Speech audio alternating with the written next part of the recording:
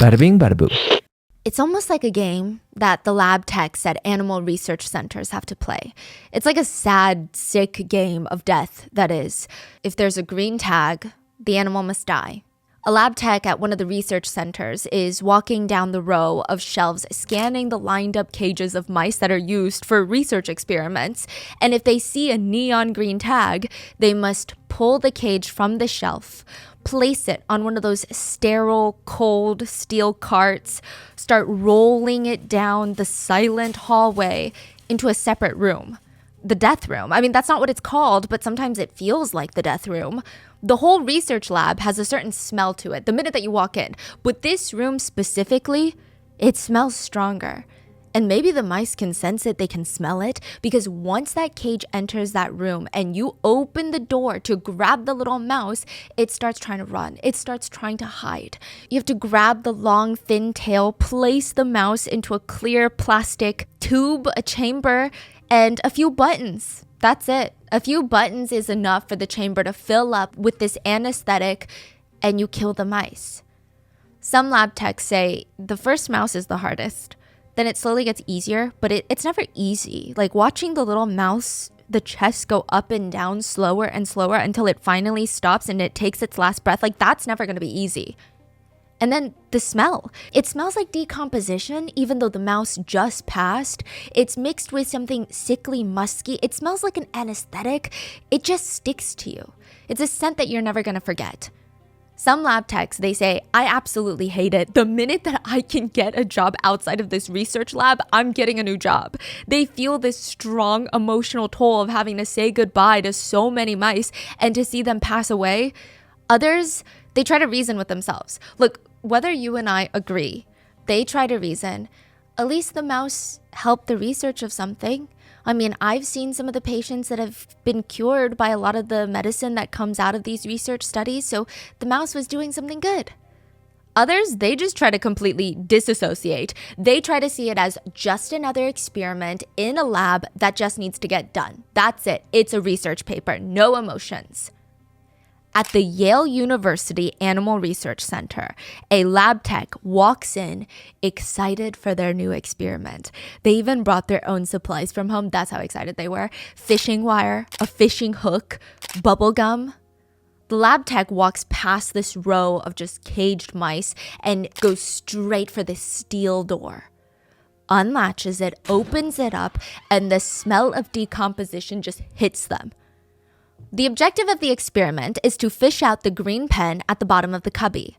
Their favorite green pen had dropped to the bottom of this makeshift cage. I mean, there's no way that they're just going to stick their arm in there and grab it and feel around for it. So that's why they brought the fishing wire. That's why they brought the bubble gum. They have to get around everything inside of this makeshift cage to get the green pen. They just had to get around the dead Yale student's body first. The brilliant student who had been essayed, murdered inside the research lab, and stuffed into the wall.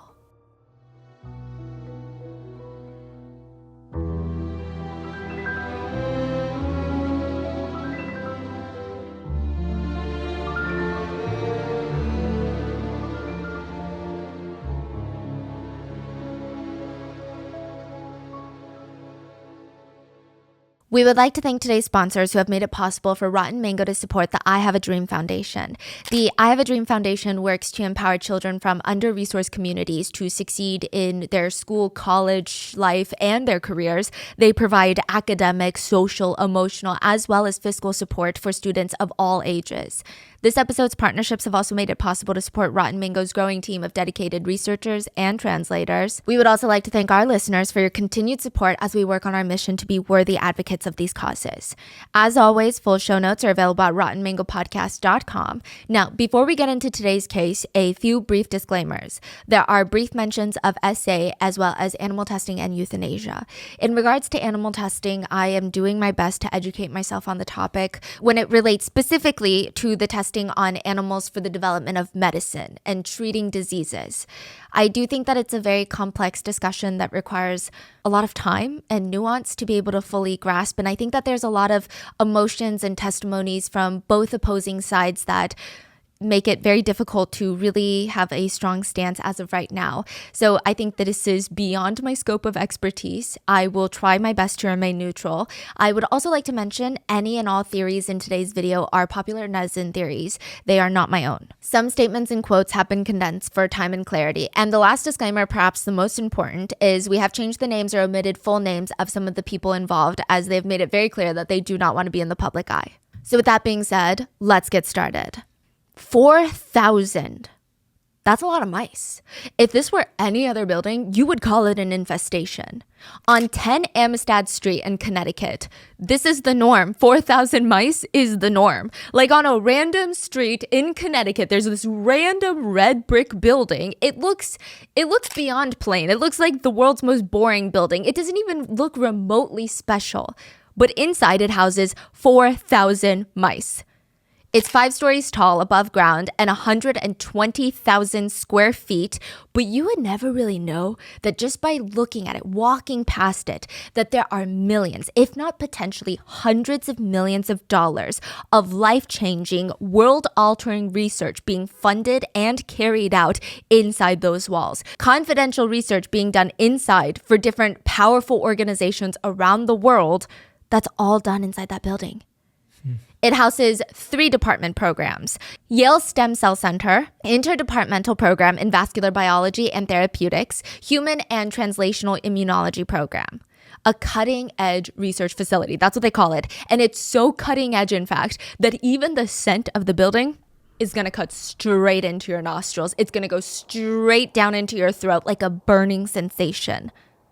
When the FBI agents and the lead detectives on this case walk into the Yale Research Center, they're almost taken aback by the smell. It's this overpowering, sterile smell, like a hospital where you know it's sterile, but you have no doubt that it has to be. Like, it's clean.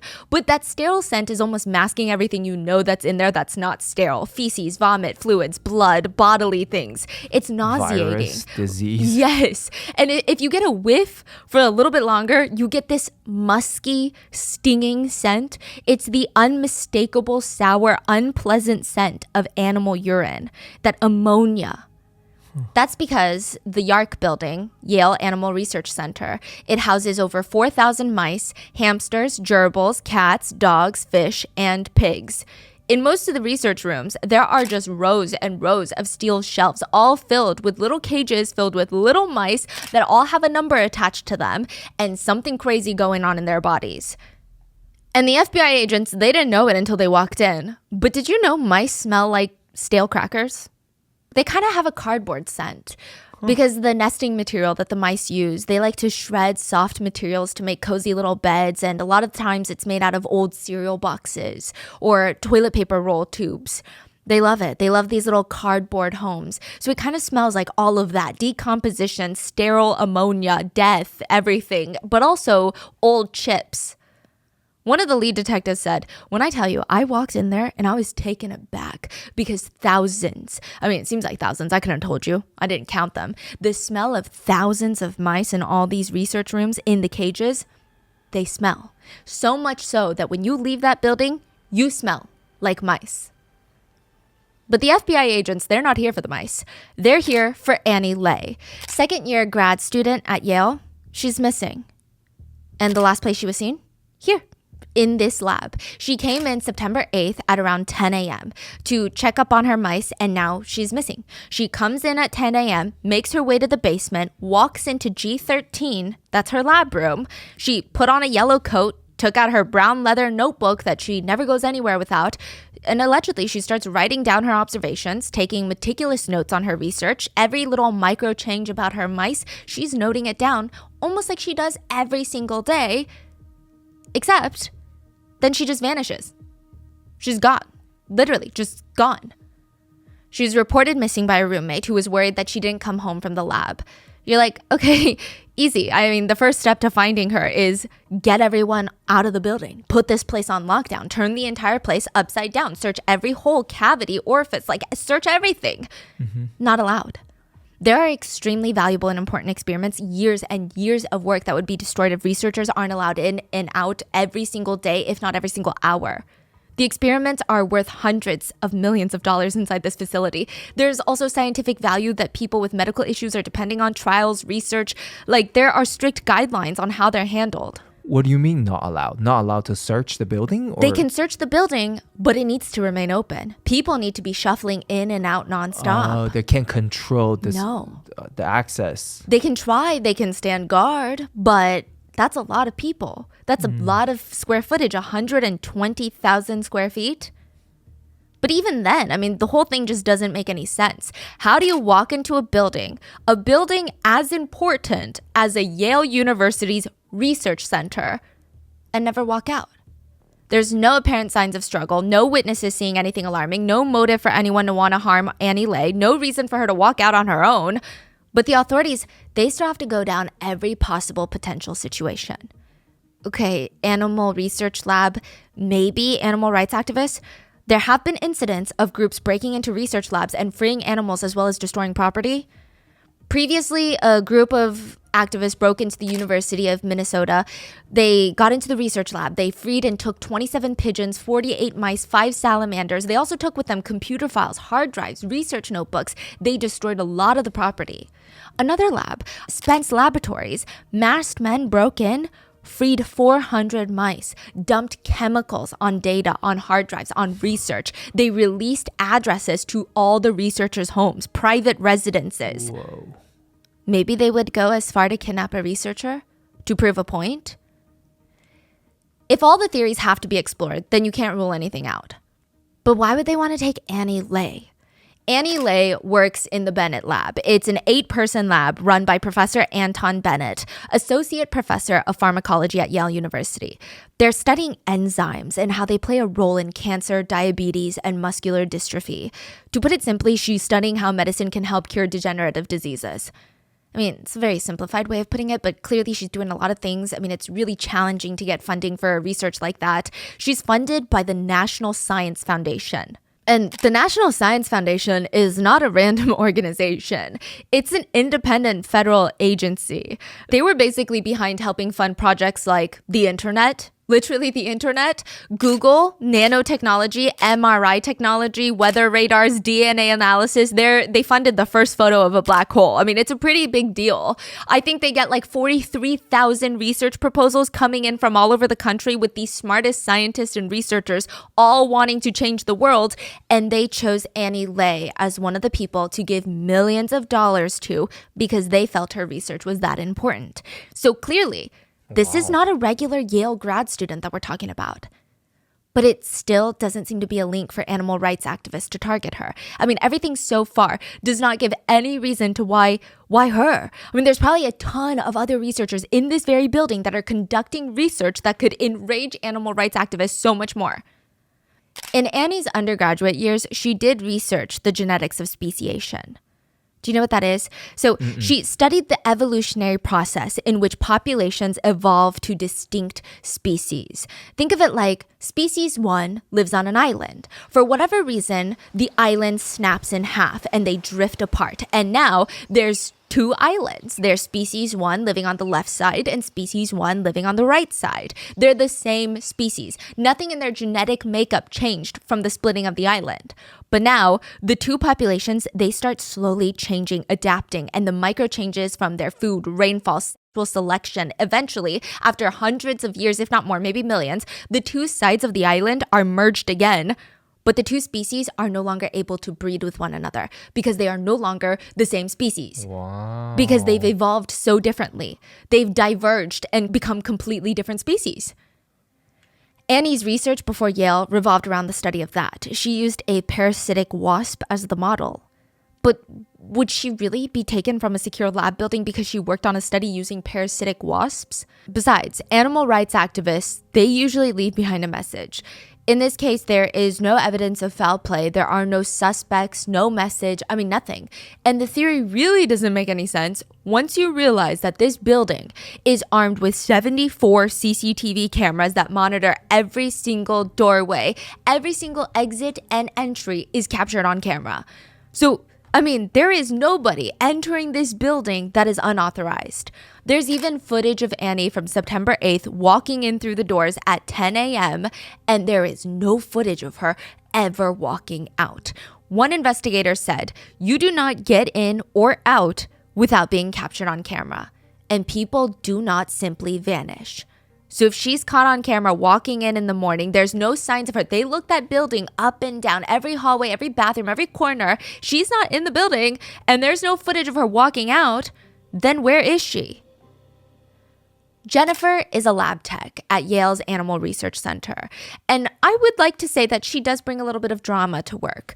There's a lot in her job description that does not include workplace drama, but overall, you could argue that a lab tech is kind of like a mouse whisperer. I mean, aside from the almost custodial aspects of the job, cleaning, sanitizing, decontaminating animal rooms and cages, which is honestly quite a tedious process because you're talking about a research lab where cross-contamination, unsterile environments can destroy millions of dollars of research. She has to carry 40 pounds of mouse food to feed hundreds and thousands of mice. I mean, aside from that, as a lab tech, you are in charge of performing and/or assisting with euthanasia. People say you're almost kind of like the mouse therapist.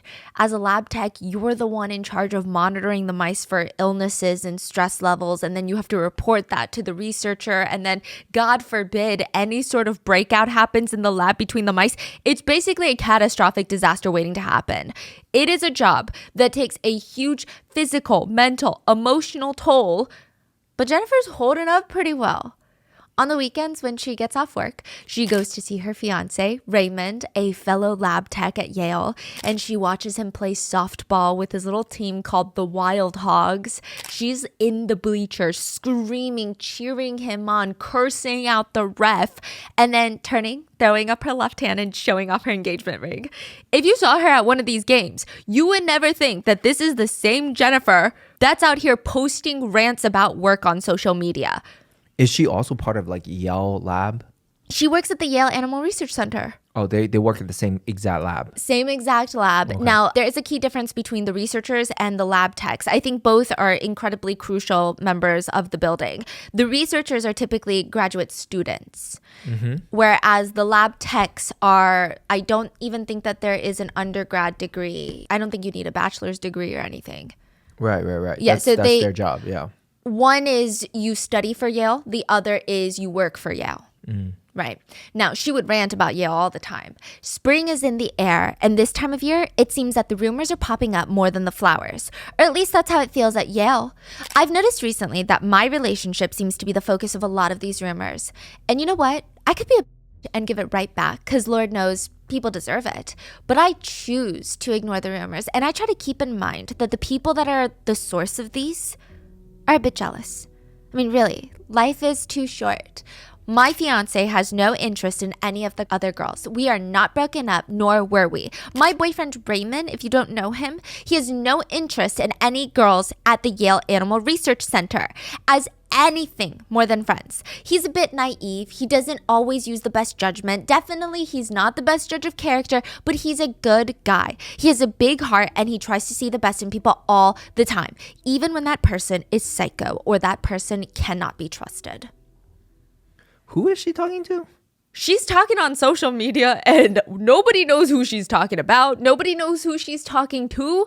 I don't even think that there's a reason for her to be talking like this, but she is under the firm belief that there are rumors at the Yale Animal Research Center that her fiance, also a fellow lab tech, either is trying to break up with her, like somebody else, is interested in other girls there. While engaged. I mean, honestly, it just seems like a very tumultuous relationship, especially considering the fact that they work together. But that day in September at the Wild Hogs game, Jennifer does not look stressed about any of that. She looks so happy just cheering on her fiance. She's so busy watching him play that she doesn't even realize that they're also being watched by 6 undercover FBI agents in the bleachers. Now, why would FBI agents be surveilling lab techs? Do they really care about workplace drama like that? 750 hours of footage, CCTV footage. That's how many hours that they had to go through, the authorities. Because there was, of course, the possibility, because Annie is super petite, she's about 4'11", 90 pounds, maybe she walked out the building behind somebody and the cameras didn't catch it clearly. She was hidden amongst the shadows. You just had to look a little bit closer and then you would see it. Oh, there she is in her green shirt, brown skirt, and she's walking out the building. But that's not a possibility. Not anymore. Not after they combed through 750 hours of footage. I mean, this was basically a sealed box that you cannot get out of without someone seeing you. And they were now 1,000% certain that she did not leave the building unless.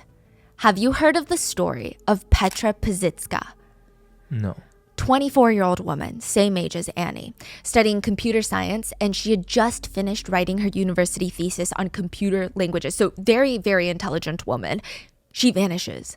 Missing persons report turns into a murder inquiry. Nothing. Case goes cold. Few years later, a serial killer admits to killing Petra and claims that Petra was one of his victims. Petra is found 33 years later, very much alive. She never spoke about why she chose to walk out one day of her life and leave forever. She left with no identity. She was only working cash-paying jobs that paid under the table for 33 years, and she did not get caught. Like Gone Girl type of? Gone Girl. Wow. I mean, she didn't stage blood and try to set someone up for it, but she just walked out of her life and never came back. And I'm sure the thought did cross the investigators' minds. If anybody is going to fake their disappearance and get away with it, it's going to be a genius Yale graduate student. They find Annie's phone. So to give you a rundown of her day, Annie leaves her apartment in the morning, goes to her office, which is across the street from the research lab. She finishes up some work, does some emails, leaves her phone, wallet, shoes. So she has like lab shoes that she changes into, and her planner all in her office, leaves that building, walks to the Animal Research Center lab, and starts going to work and then vanishes. Wait, so she went to work without her phone? Yes. Is that normal for her? Some people argue it is because once you enter the basement where her lab is located in the research center, there is no cell service.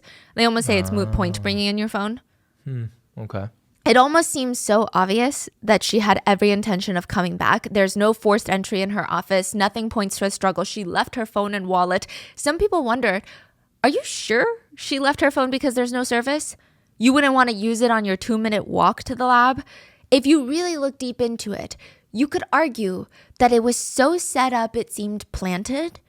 I mean, if one were to hypothetically run away and fake your own disappearance or really just vanish without a trace because you don't want anyone to know where you are, leaving your phone and leaving your wallet, that's a smart choice.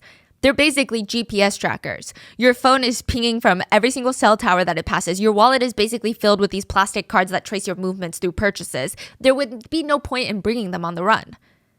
Since the morning that Annie vanished, there was no usage on her phones or her bank accounts. The original police working theory was that she did walk away.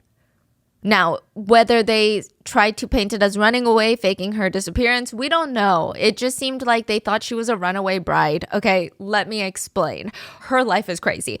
Annie was under immense amount of stress from being a graduate student and having to balance research that was incredibly overwhelming. And the police speculated maybe she dreamed of having a normal life.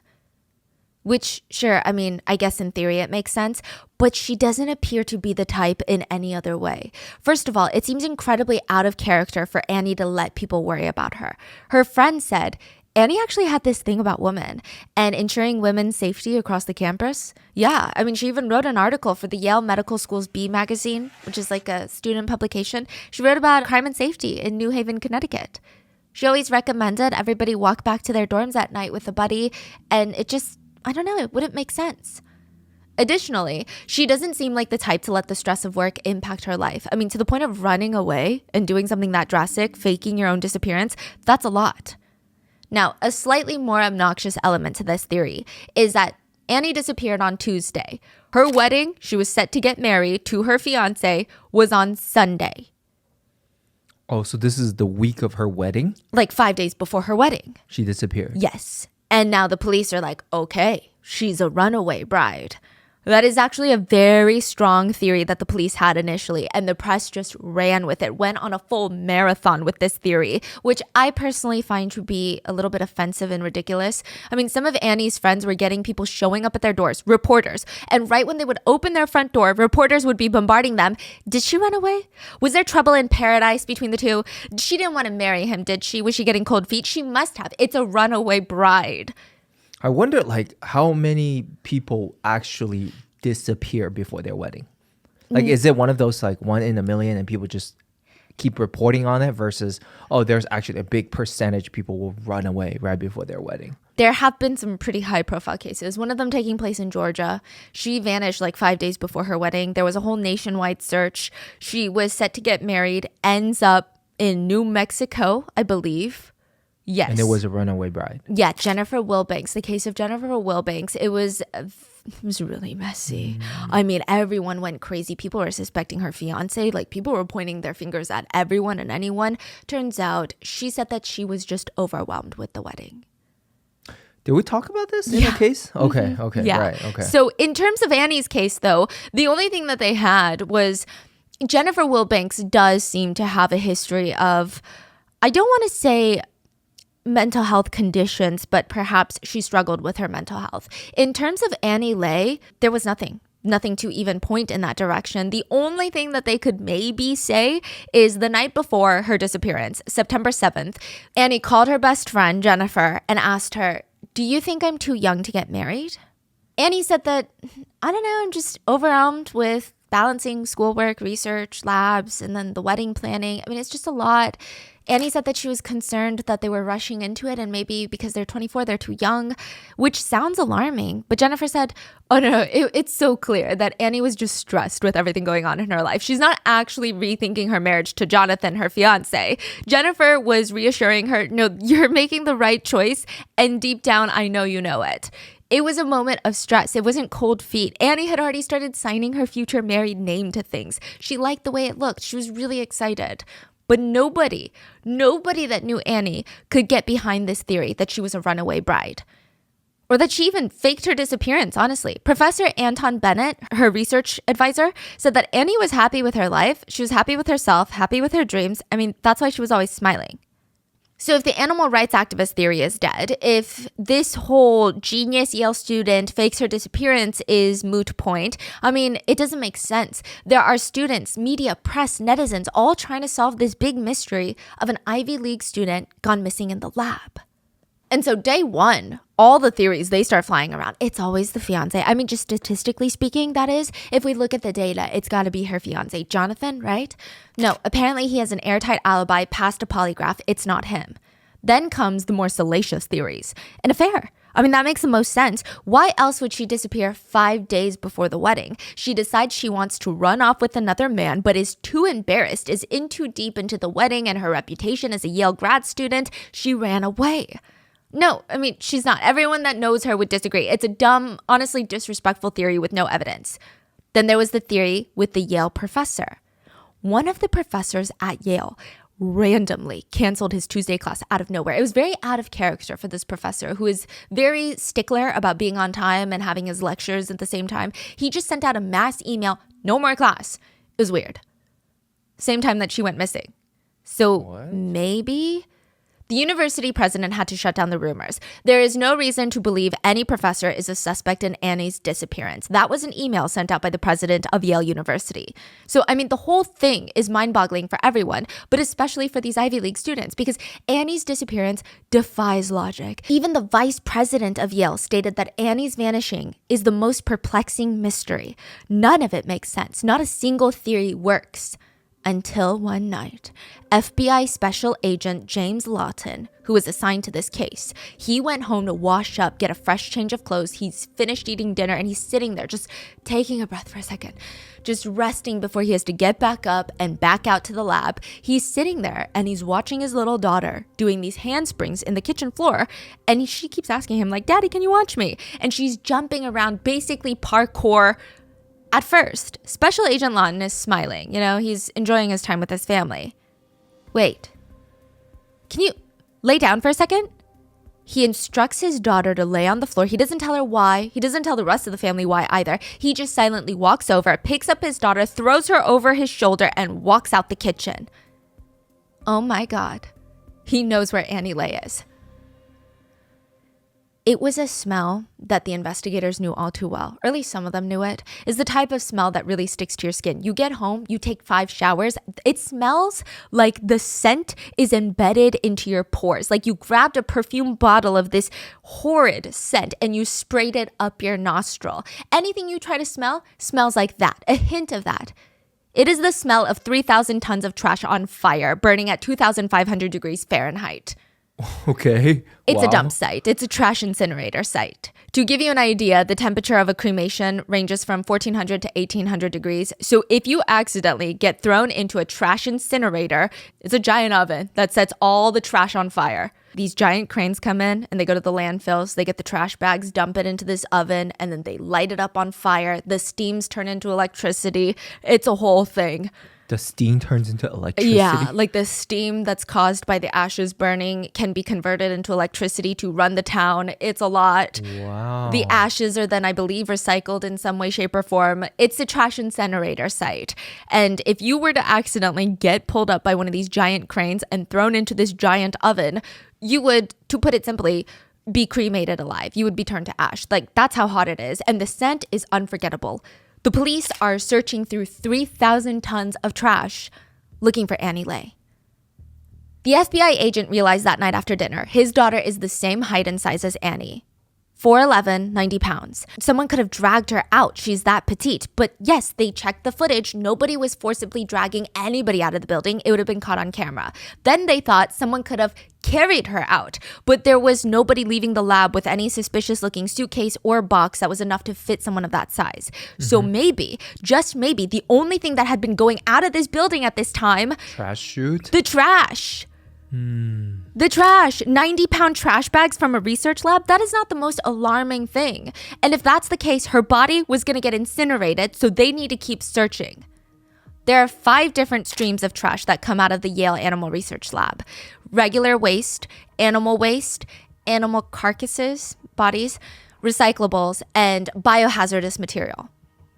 All of them would have to be searched through by agents in big yellow hazmat suits. The theory being, if they can't follow the person, the detective said, we follow the trash. Some of the agents stayed up overnight searching through the trash incinerator piles using the giant tractors, cranes. They got canine dogs. They're pulling out everything they have to try and find Annie. But while they're searching, they keep popping their heads up and they're like, it still doesn't make sense because this is the Animal Research Center. This isn't some random small research lab run by a single passionate researcher. This is a Yale building. Even if she was thrown out by the trash, you still need ID and clearance to access this building. It's not a random building, so this isn't productive. If we think that someone harmed Annie, we gotta look in the building. So the killer got into the building? Yes, like there's no way the killer did not have access to this building. They finish searching through the trash and they find nothing. So they end up right back at the building, right back at the footage, right back over analyzing the day that Annie disappeared. That day, something strange did happen. At 12:40 p.m., about 2 hours after Annie walked into the building, every single person in that building walked out at the same time. The security cameras caught a mass exodus of people filing out of the building. Some of them are in lab coats, some of them are in scrubs, some of them are rushing out using multiple different doors. Everybody's running out of that building, and then they just stand in front of the building, staring at the building. Some of them have their fingers shoved into their ears because it's a fire. It's a fire alarm. There was a fire breaking out? There was a fire alarm set off, but it doesn't seem like anyone was genuinely concerned. This seems to be a thing that happens at the research lab because there's a lot of steam produced by these research cleaning equipments. There's a lot of big machines in there that produce a lot of different types of steams, and it happens. It trips the alarms. But they should have been concerned. Every single person outside that building waiting to get back in, they should have been alarmed because standing amongst them in a pair of scrubs was a killer, and they had just killed, and their victim was hidden inside the massive 120,000 square foot building that they're all about to walk back into. There are three groups of beings inside the research center. One, you have the researchers. Two, the lab techs. And three, you have the subjects. You have the mice. And there's a pretty clear, distinct hierarchy between the three. Now, some people say that you can look at the relationship between the researcher and the lab techs as that of a doctor and a nurse. The researcher being the doctor, the more prestigious, more respected position, typically higher paying, and the lab tech as nurses. Now, most researchers, like most doctors, they should know that their jobs would be impossible without the nurses, impossible without the lab techs. But sometimes there's this tension amongst the two groups, and it's just, there was a strange hierarchy inside the building. Some researchers feel like they're better than the lab techs, that the lab techs are basically their personal assistants, janitors, and feces cleaners. On the other hand, some lab techs feel like they're doing all the work for the researchers, and the researchers basically just jot down stuff on paper. That's it. And they're just going to win a Nobel Prize one day, and they don't even know how to properly feed a mouse. One lab tech said, a lot of them tend to view us as janitors, but we're a lot more than that. We are the policemen for the animals. We are there to make sure that everything is done humanely and ethically. An interesting element to add is a researcher at the Animal Research Center at Yale said that a lot of the researchers are not the best socializers, which adds to a lot of the tension in the building. They said, you're talking about highly educated but incredibly awkward people working with a bunch of less educated people with a shitty job who have to serve the needs of the first group, and it's all about a fight of who's in charge. Wow. They stated, it's an interesting mix. There's definitely an undertone of dissatisfaction. Low-level, low-skilled, and low-paid workers attending their jobs alongside high-level, highly skilled, sky's-the-limit potential folks. Wow. To give you an idea, at the time, an animal lab tech at Yale made anywhere between $25,000 to $52,000 a year. The researchers, on the other hand, they receive on average more than $500,000 in tuition fellowships, healthcare benefits. I mean, their whole studies are fully funded as grad students. I don't want to say they're paid to be there because it's not necessarily a job, but they're paid to study and get this prestigious degree from Yale. That's just while they're studying, so you can imagine their earning potential the minute that they graduate. One researcher straight up said, they're in our world, and we're in our world.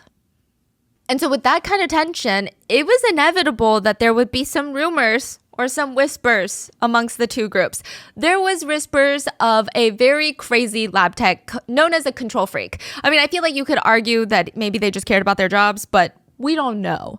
So if a researcher is not keeping the standard of keeping the mouse cages very clean, the lab techs are allowed to let them know. It's up to the researcher to maintain a level of cleanliness. And it's not just the lab tech's job.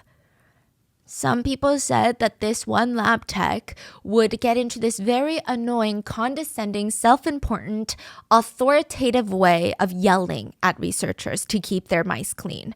They would straight up berate people. I mean, the best words that they could describe this person as was control freak. Some said it felt like this lab tech just wanted to be the leader of the rats, like wanted to create a rat kingdom inside the building and be the royal highness. There was another rumor. This is incredibly unhinged and incredibly unfounded, meaning there is no facts to this, but it's wild. There was a rumor that a lab tech was having way too much fun with the mice. The weird conversation started because of a previous Yale alumni, Dr. Susan Block. She has got a education radio show where a caller confessed that they were a lab tech at an animal research center, not the Yale one. And they said that they self-pleasured with mice. What? Long story short, the lab tech said that he liked to stick a cardboard tube up his back door and let the rats run up and down out of the tube, out of his body. He stated it felt incredible. What? Yeah.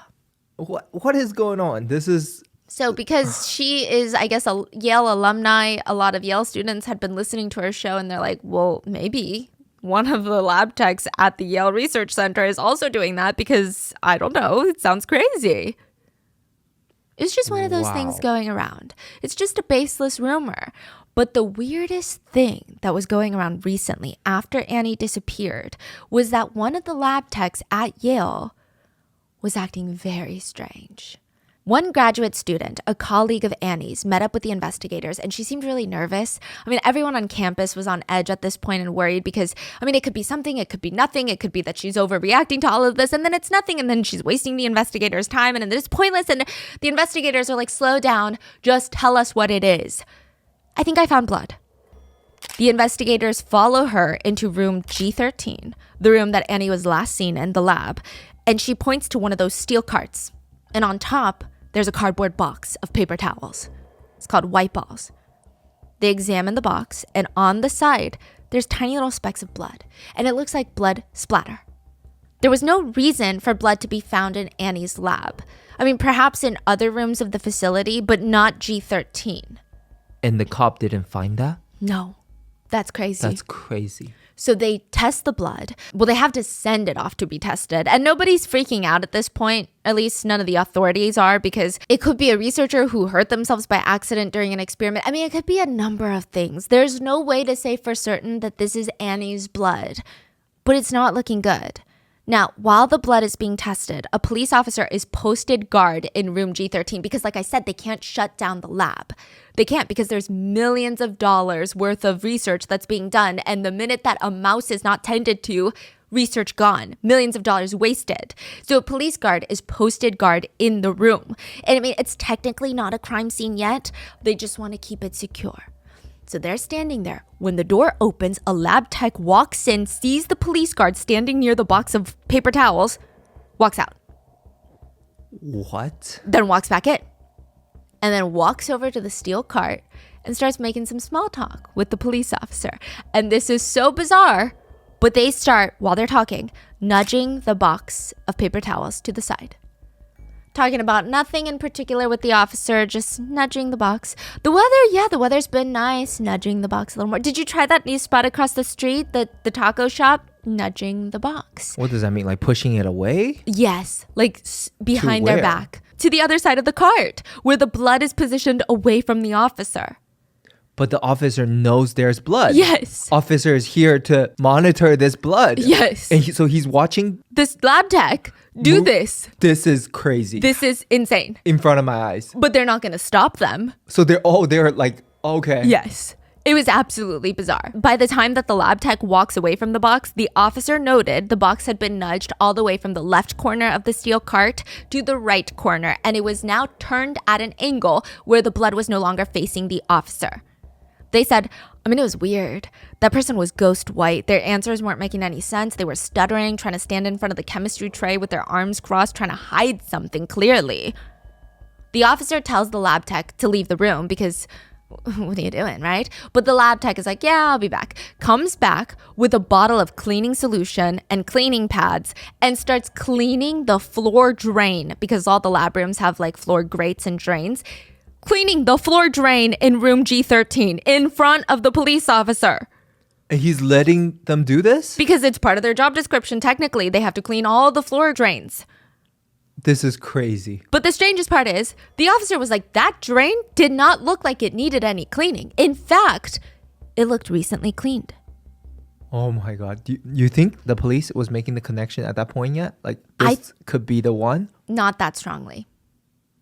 So this is all afterthought? Yes. I think there was a little bit, but I don't think that they were assuming. Yeah, because otherwise he will basically be cleaning what, like blood stains? Yes. Or whatever leftover DNAs? Yeah. There's something called an Annieism, which is what a lot of people who knew Annie called it. It's just things that Annie would do, little quirks. There was an Annieism scheduled for September 13th. Pigs in a blanket. That's what Annie was most excited for in terms of food. She wrote in her blog about her wedding, in terms of consumables, I'm most excited about pigs in a blanket. I love those yummy mini hot dog confections. Annie spent a lot of time on this wedding that was happening on Sunday, but it's not really in the way that you would imagine. Like you would imagine typically people spend their time making sure that their dress is going to be absolutely perfect, their makeup, hair, nails, everything is going to be perfect for their wedding day. But Annie was actually spending a lot of time for months before this wedding to study Hebrew. Part of the service was going to be in Hebrew, and Annie is Vietnamese American, and her fiance is Jewish, so she wants to learn Hebrew, and she just wanted to do something special, so she started embroidering and hand beading her own veil. She spent a lot of energy crafting the perfect wedding registry. One of the options being, instead of buying us gifts, you could opt to donate to the I Have a Dream charity, a charity that supports low-income students pursuing higher education. Wow. She spent a lot of time thinking about her wedding on Sunday because it was going to be a moment that she would share with Jonathan forever. Annie told her friends during a rehearsal a few months back, "I've never felt this depth of love for anything or anyone before." But now it's September 12th, the day before the wedding, and Annie is still missing. Her fiance, Jonathan, rushes in from New York because that's where he lives. And yeah, he was suspicious initially for the sole reason that he's her fiance. The Connecticut State Police officer said, everyone's a suspect. Loved ones, friends, the last person with them, you got to keep an open mind. The detectives questioned Jonathan. They checked his alibi, his location, administered a polygraph test, and they concluded, quote, there was no reason to believe Jonathan was involved in any way. Even just by looking at Jonathan, they could tell, this is a man who looked like he was on the verge of losing one of the only things in his life that mattered to him. Many investigators describe when loved ones go missing, there's almost a hollow look in people's eyes. They're not really looking at the investigators. They're kind of looking past them, or they're lost in their thoughts. Maybe they're running through all the scenarios or where they could be, or probably running through how they'll never recover if their loved one is not found. Their lips usually have this strange tightness to them. If you accidentally bump into them, it feels like they're going to lose it. A sob is just going to come out. It seems like they're holding so much pressure in their mouth to stop from screaming or crying. And you can almost see in their eyes, in the span of even just a few seconds, they're flashing between anxiety, utter life-altering fear, sheer panic, to disassociating and being in a state of emotionless shock. And it's just nonstop back and forth between these 5 different crazy strong emotions. The alibi and the polygraph, obviously, are what the authorities went off of, but I'm sure that they could look at Jonathan and know that he wasn't involved. Or they could have just asked any one of their friends about it. I mean, if you asked anyone about their relationship, that would be all it took. The odds of Annie and Jonathan even finding each other, it was kind of wild. Annie was supposed to be 340 miles away from Jonathan for college. She applied for Princeton. After high school, she applies to Princeton, which is one of the best schools for undergraduate research programs. They spend nearly $400 million every year in funding research, which is exactly what Annie wanted to do. But they rejected her. She was devastated. So devastated, in fact, that she sent a fully clothed picture of her butt to the dean of admissions. You know what? I feel like I could appreciate that, to just loosen up from such a serious job. I feel like the dean could appreciate that. And then she applied to 102 scholarships because her parents are Vietnamese immigrants. And her mom owned a nail salon. They didn't do that well. She didn't want to burden them with paying for her college tuition. So she hand-filled out 102 different scholarship forms so that her parents would not have to worry about her. She said, "My tongue is sore from licking envelopes. My wrist hurts from typing and stapling. And the post office clerk knows me on a first-name basis. But other than that, there's nothing I can complain about." She received $160,000 in scholarships. She basically got a full ride to the University of Rochester in New York, which is where she meets Jonathan. And they were introduced by a mutual friend, and it was pretty clear from day one. Annie is a one-in-a-century type of person. And it's not because she's smart. I mean, everybody at the University of Rochester, everybody at Yale, all these places, they're smart. John and his friend would walk into Annie's dorm, and she would be studying, shopping for 5-inch heels, stilettos, talking to her friends, all simultaneously. And then at the end of the night, because she's 4'11", she would get on her tippy toes and kiss everybody on the foreheads goodnight. I mean, she was just so fascinating to be around. She had these things, like I said, called Annie-isms. Okay, so let me give you an example.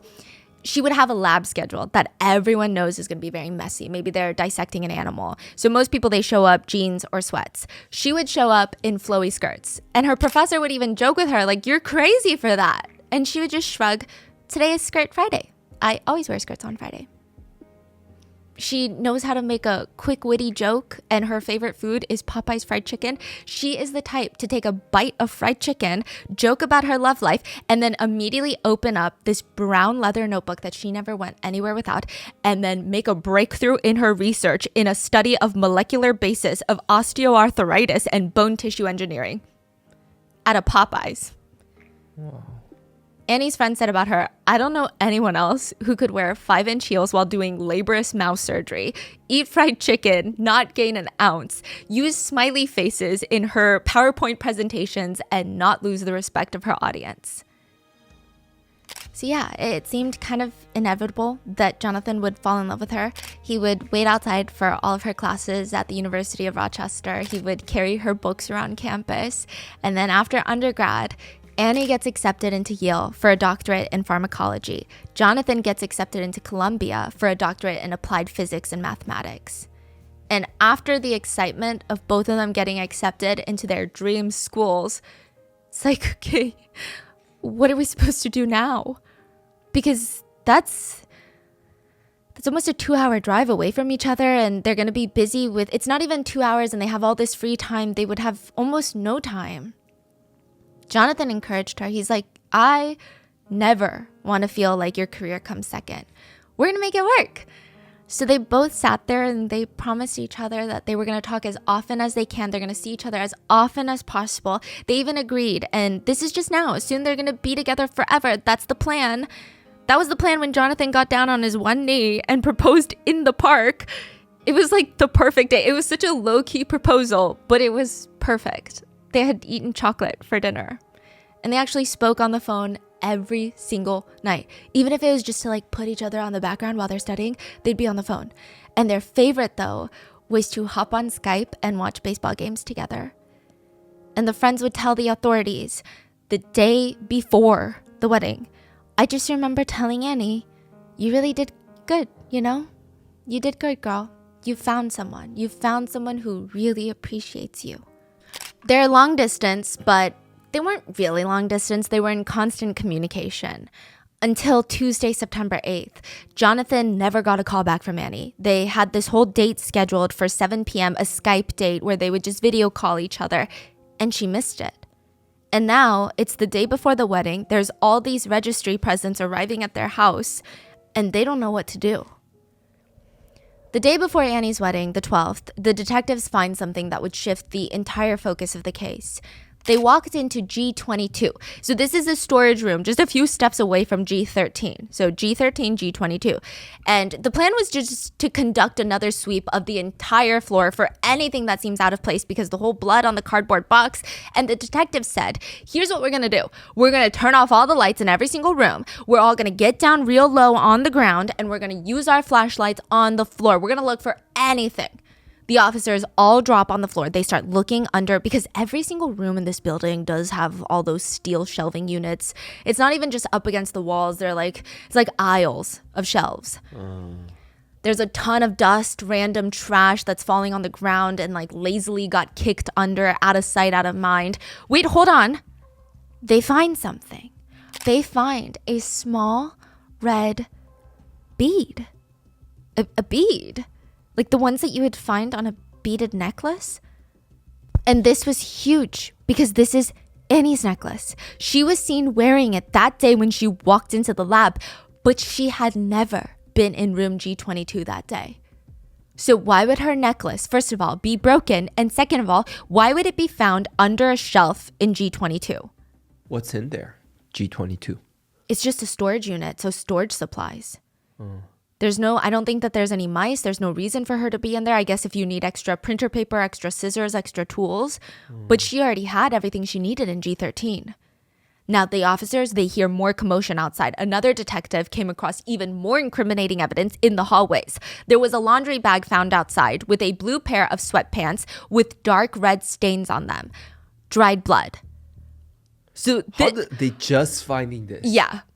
So they got to keep looking, okay? When the officers walk back into storage room G22, there's a lot of things catching their eyes. You know, there's rows of those steel shelves stocked with lab equipment. They probably have to open each of the boxes to sort through, make sure nothing was hidden or thrown into one of these storage boxes. And one of the investigators is scanning through every part of that room, under the shelves, behind the table, on the walls, under the chairs. Is there anything that they missed? He's about to turn around and walk out when for some reason he feels something weird above him. And you know when you catch something in your peripheral vision as you're walking, it's such a passing little like, oh, what was that? I feel like I saw something, or that was kind of unsettling. Your brain catches, it's not consistent, but you almost keep walking because it's in your peripheral. And he stops and he walks back 2 steps and he looks up. It's an interesting human quirk, actually, that when we walk into a room, typically we never look up. We're so focused on everything eye level, but when he looks up, one of the ceiling tiles is slightly crooked. Wow. He calls for his colleagues and he points to it. They grab a ladder and one of the detectives pushes up the tile with his gloved hands. They poke their heads up into the little space, and tucked away in the ceiling is a single white sock and a single blue rubber glove with bloodstains on them. The 2 investigators said they were momentarily speechless in that moment. I mean, they had been searching this building for the past 4 or 5 days, the same 120,000 square feet over and over and over again. They had been retracing, retracking, researching the same 120,000 square feet. And in this tiny little storage room in the basement, G22 was a full-blown crime scene right in plain sight. Sunday morning, September 13th, the day of Annie's wedding, there was something going on inside the building at 10 Amistad, the Yale Animal Research Center. I mean, for the past 5 days, there had been a lot of activity there, and this whole case of the Yale grad student being missing was all over the news. But this morning, Sunday, it was weird. It was almost like something secretive was underway. Squad vans belonging to the New Haven Police Department, Connecticut State Police Department, the Federal Bureau of Investigations, they were driving down the ramp into the basement. They did not have their sirens on, but one after the other, it was just cop car, FBI car, cop car, driving into the building. Around the other side of the building, a group of canine dogs were being led in through the loading dock. Their tails are straight out. They're not wagging, they're not tucked. That means they're laser focused. They're working. On every corner of that building, there was a trooper car parked with an officer in the driver's seat scanning the street. Alert, watching for any sort of activity. Every door and entrance to that building had an officer standing guard, back straight, unapproachable. Something is going on inside of 10 Amistad.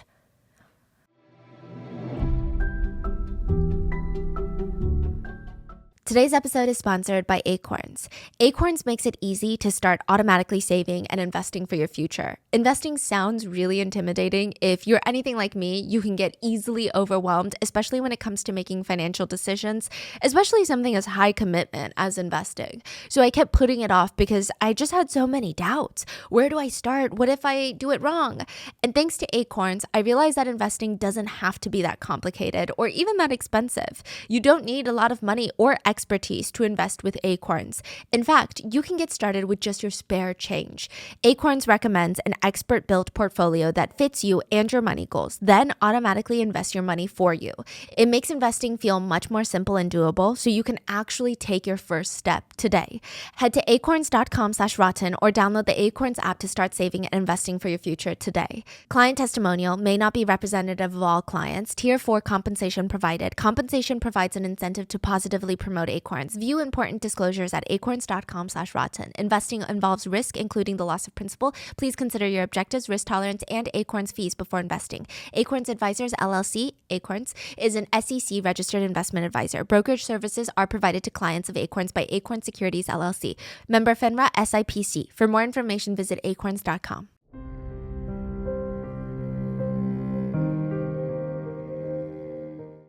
There were 100 or so investigators inside the building. I mean, every single one of them knew what day it was. It's Sunday. It's Annie's wedding day. and they are still looking for her. And after spending 5 days looking for Annie, after learning about everything that Annie was doing at work, but also about her personal life, talking to her fiance, family, friends, all of her family flew in from California, the investigators felt like they almost had this duty to bring her home, and today was supposed to be her day.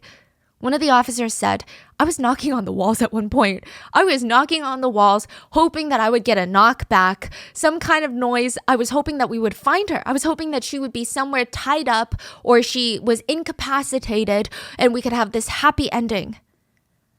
Sunday, it was eerily quiet in that building. Officers were focused on what they were doing. Most of them had this big piece of paper in their hands, blueprints to the entire building. They were searching, or honestly, it looked like they were hunting, when one of them stops, just like stops halfway in the middle of a step. He looks up at his colleagues. It's gone. It was like a whiff he got for 2 seconds, and then it's gone now. Decomp. I smelled decomp. All the officers, they start poking their heads up, trying to crinkle their nose and smell as deeply as they can, and they're turning down their radios as if silence is going to help them smell better. A lead detective said, since the day we first stepped into that building, it smelled like animal decomposition. It was not pleasant. But this wasn't that. This was human decomposition, which is very different. And anybody who's done this type of work can tell you, as soon as they smell it, they know there's a dead body somewhere. Really? It's that distinct? Distinct. Very distinct. I tried to look into it, and a lot of people say that humans smell definitely sweeter than animals. Animals have more of what you would consider that rotten scent. Like, I guess if meat goes bad in the fridge. That was a thing. A lot of people said that animals kind of smell like a raw piece of beef gone bad in the fridge or left out in the sun. But humans smell like if that raw piece of meat was soaked in expired honey and then left to sit out. It's kind of a sickly sweet undertone. But as quickly as the smell comes, it would just like disappear. It's not like the smell was lingering. And if they walk a little left, it gets a little weaker. If they walk a little right, it gets a little bit stronger. Ooh, let's pinpoint the smell. No, they would walk into a room, smell it, and then it would disappear. Like someone sprayed perfume, then quickly purified the air, and then left. The research lab throughout the entire building had a state-of-the-art ventilation system that cost millions of dollars to keep the air as sterile as possible. Oh, and they can't even shut it off. No, so the air is ventilating. So it's like chasing a disappearing scent that keeps floating around the building, but you have no idea where the source is coming from. It's almost like if there is a place, a ventilation that you spray perfume in and you don't know where it is, but it's now coming into all the rooms. It felt like it was taunting the investigators. One of the lead detectives said, the $1 million question since the day she went missing is, where is she? She disappeared in a multi-million-dollar lab building with a multi-million-dollar ventilation system, several floors, several rooms, several locations. Where is she? In this one building on 10 Amistad, you have some of the world's leading scientists. I mean, the ones that are likely going to change the trajectory of modern medicine and how humans perceive and feel diseases. You have some of the world's brightest minds on campus, where students at Yale have an average IQ of around 125. In that specific building, right now, well, not right now, but then you had the leads, the head investigators from New Haven Police Department, Connecticut State Police Department, the Federal Bureau of Investigations. And all of this would come down to Max. Max is going to be the one to find Annie Lay. Max is a 90-pound German Shepherd. And Max is only trained to react to one thing: human remains. But maybe he's having an off day, because he's dragging the officers straight into one of the bathrooms on the basement floor, right across from G22, the storage room, past this bright blue door and into one of the metal door stalls. Max is like dragging them. They're following him, and then he just stops. He sits inside the middle of a bathroom stall. The investigators are looking at Max. I mean, his bottom is touching the ground. He's sitting. That's his signal. He's sitting and he's staring. But it doesn't make any sense. They look at Max and they look at what he's signaling at. He's staring directly at the wall. The wall. The lead investigator on this case said, everyone expects police to be like robots. But every single person on that case looking for Annie Lay was completely shaken when we had to tell the family that we found her body. When we told her fiance that there wasn't going to be a wedding and that she was dead and that she had been killed, we were shaken. One of the investigators, I mean, of course they would never actually do this, but they had a brief fleeting thought of, what if we just wait a day? Because today was supposed to be their wedding day. And there were so many loved ones. I mean, so many of them had flown in for the wedding and they were waiting for any and all word from the police. On Wednesday, September 9th, the day after Annie vanished, Annie's uncle got a call from the family that Annie was missing. He was alone at the time. He's in California. He's frantically calling Annie, emailing her. He's going into full panic mode. He's completely distraught. I mean, there is no way to calm him down. He's getting anxious. This is his beloved niece, and his wife comes home and she's comforting him, and she's not emotional at all because she is 1,000% confident nothing happened to Annie. What do you mean? She was so committed that she packed their bags for them with their wedding outfits. And they flew to New York. And she was like, we're going to have a good time at the wedding. Don't stress, honey. Wow. They fly into Connecticut. And 2 days later, on the day of the wedding, with their wedding outfits still packed in their suitcase, they were all told of the news. Annie Lee's family and her fiancé Jonathan were alerted that her body was found in the basement wall of the research lab. Instead of walking down the aisle to his new wife, Jonathan would be walking down the aisle to her casket.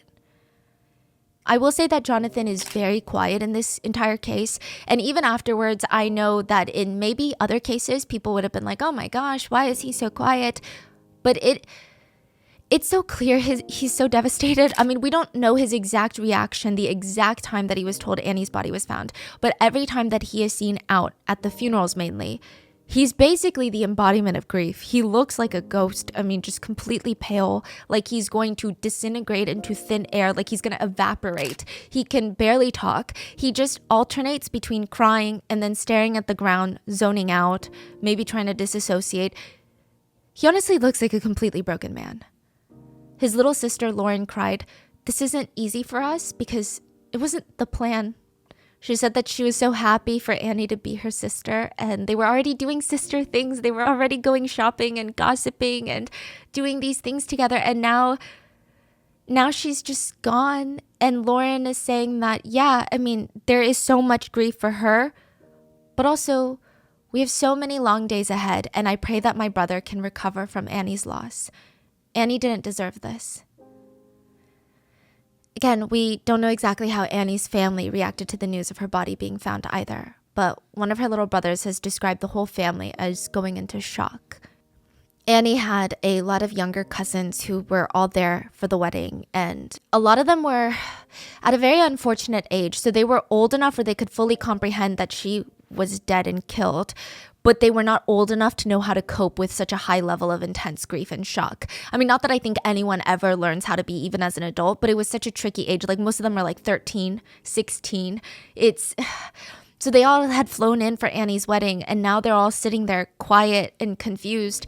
And sometimes they would just look over at one of the youngest cousins, and he would just be sitting there quietly playing with the stuffed teddy bear.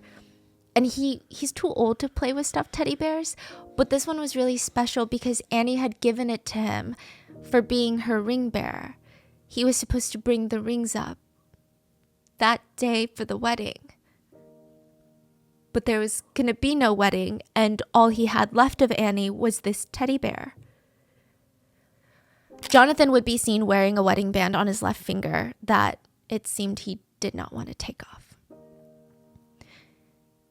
In one of the stalls of the basement bathrooms, there is this white square on the white wall. It's like kind of blends into the wall. It's almost the size of a computer screen. Like your laptop screen, maybe 8 to 10 inches wide at most. And there's a tiny little knob on the right side. It looks like one of those utility panels where you have shutoff valves for water and gas.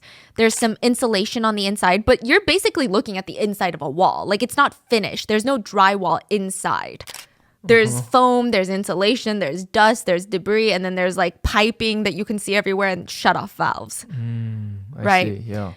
It's basically a hole into the wall. The space inside is not that big. Imagine a few shoe boxes stacked on top of each other, maybe 3 shoe boxes stacked on top.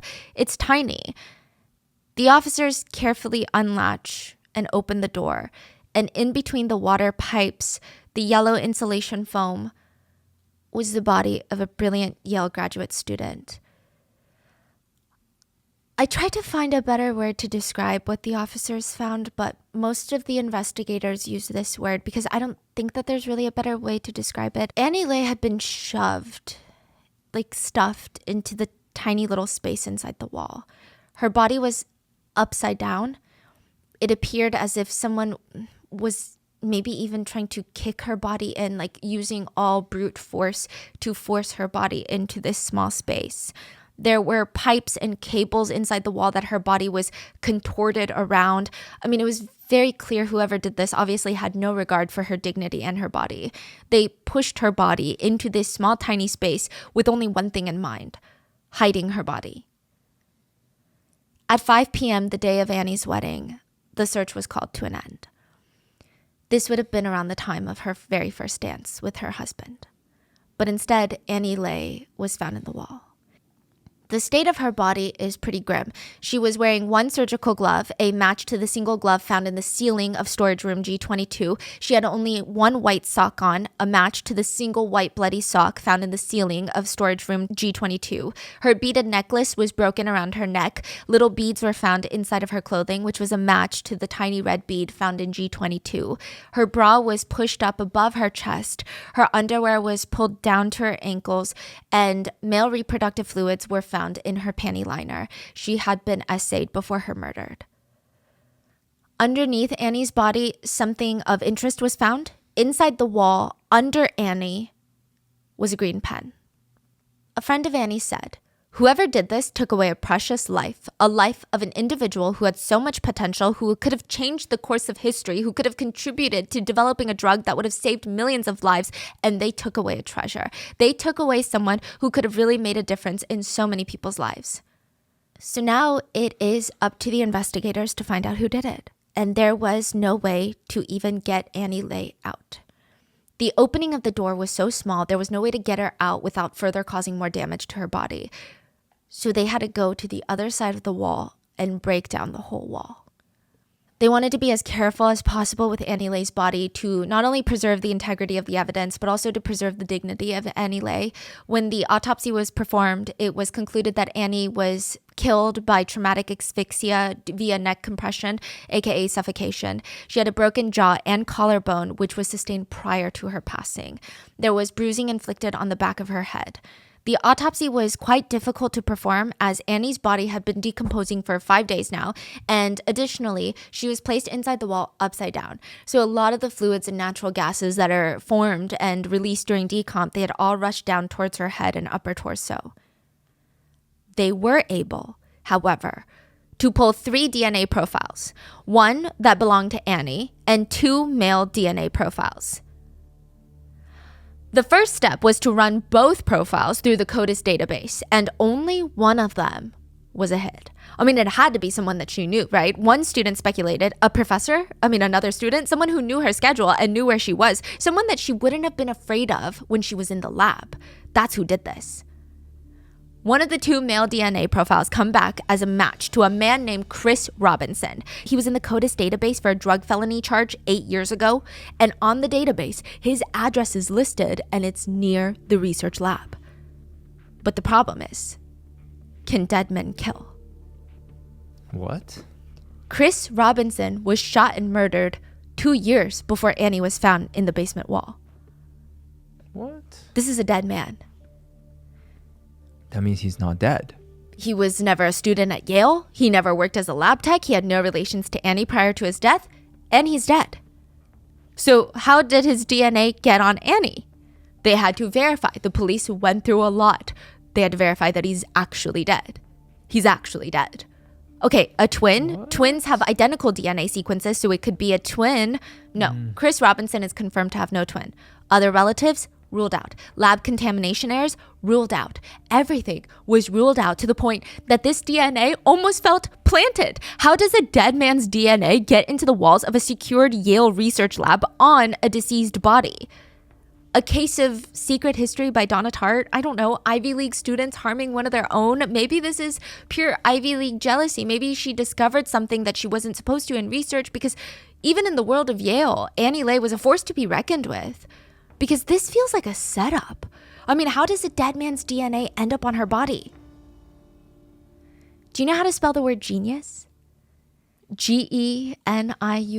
Okay, if you spelled it correctly, you can probably beat a 10-year-old at a casual spelling bee in America. That is on the list of challenging spelling words for 9 to 10-year-olds. Annie's uncle was anticipating winning the round of Scrabble because he's playing against 10-year-old Annie. She probably doesn't even know how to spell giraffe correctly.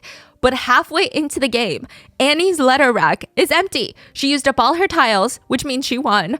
And the last word she put down is czar. C-Z-A-R. Definition: a person appointed by the government to advise on and coordinate policy in a particular area. No. Wow.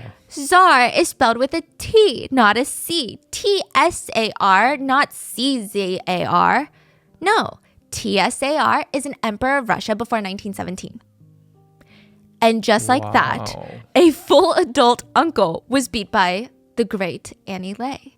And ever since high school, Annie stated that she loved cell biology, which is so fascinating because I don't think I even knew what those words meant in high school. She was just fascinated on getting to know how things worked on a microscopic level. She graduated high school with a 4.28 GPA. She was valedictorian of her class, which somehow she still managed to have free time. She spent that volunteering at Marshall Medical Center. She was named Volunteer of the Year Award. And one fellow volunteer said, I mean, you can't help but love her, right? At her young age, how confident she is. Not all kids at that age are smart and driven and have friends. I mean, she has it all. We had this joke when she was volunteering that she could do a calculus problem quicker than she can wash a bottle, but she would happily wash all the bottles. In high school, Annie was voted most likely to be the next Einstein and the best of the best. So clearly, there is a lot to be jealous about when it comes to Annie Lay. But as incredible and as intelligent as she is, Annie was truly so likable. I mean, truly none of her peers and colleagues would even think about harming her. It just didn't make any sense. So that was thrown out. The only other solution to that DNA being on her was 2007 and the summer months. 2007, a massive project gets started in New Haven, Connecticut. I mean, nobody really knows exactly what's being built. I mean, it's not a big secret. You could probably look it up, but nobody wanted to do that. It's a research facility for Yale University. And the whole construction process was a huge ordeal. The building, it's going to have a rainwater collection system on the roof. The water is going to be treated, used to flush toilets, provide irrigation for the building. They had hundreds of people working on the building, skilled tradesmen, electricians, plumbers, general laborers. And on that long list of people, Chris Robinson. The odds of this happening are insane. But years ago, Chris Robinson worked on the construction of the lab, the research lab, building it. He's building the lab. He's sweating through the 2007 Connecticut summer heat. His sweat beads drip down into the area where the electrical panel was. They seal up the drywall. Whoa. Climate control kicks in the lab because this is a state-of-the-art facility where the temperature has to be maintained at a very cold level at all times. And all of that manages to preserve Chris's DNA, keeps it absolutely pristine, sweat bead. Wow. So that's how, but when was this? When was this case? He was building it 3 years before Annie passed. And then he was killed a year after the construction. Oh, so he built it, left DNA, and he was killed how? He was shot and murdered at a bar, unrelated. Yeah, it was I believe a gang violence situation. Wow.